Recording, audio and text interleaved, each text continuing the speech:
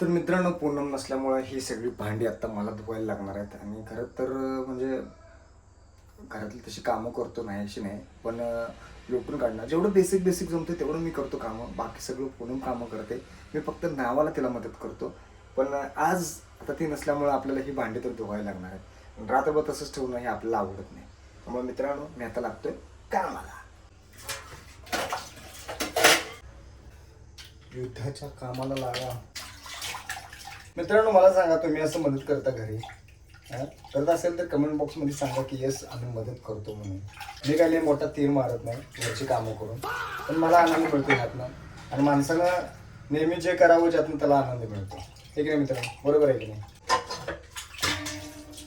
तर मित्रांनो, 3 प्रोसेस असते. पहिला व्यवस्थित मी हे सगळं धुवून घेतो, त्यानंतर निरमा साबणानं परत भांडी अशी घासून घेतो, आणि मग स्वच्छ पाण्याने परत एकदा धुवून घेतो.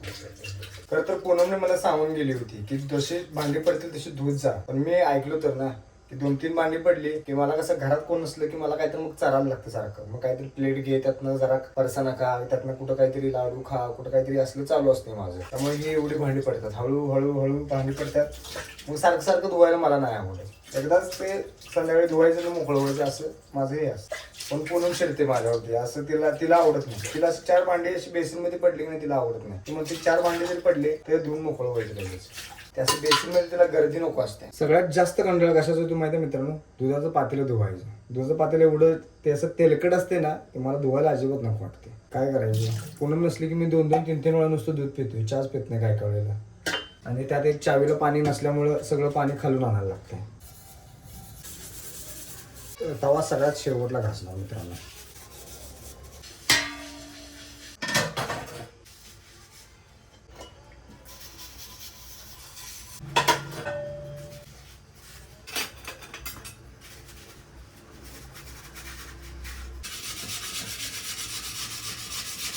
जोर लगा के हैशा घासो करणार का लग्न? करणार काय?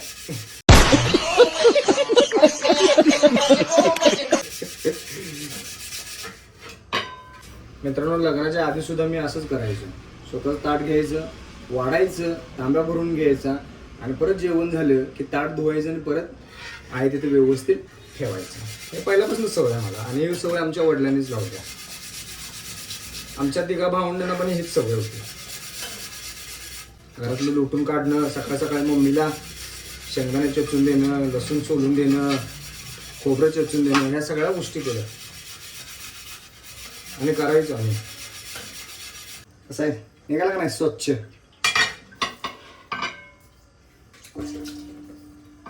क्रिकेट खेळताना या बोटाला लागले, बोट सुजलाय.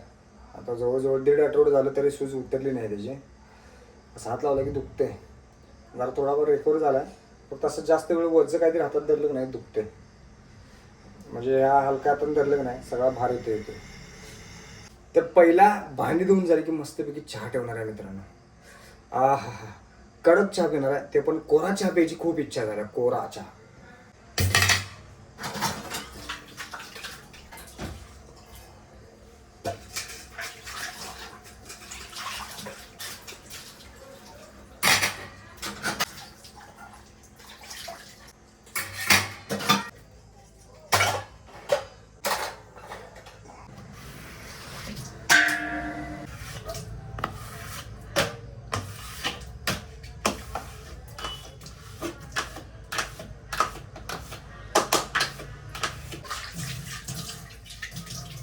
तर फायनली मित्रांनो, आपली भांडी धुवून झालेली आहेत. आता मस्तपैकी चहा ठेवतो. त्याच्या आधी पहिला हातपाय धुवून येतो आणि मग चहाला ठेवतो.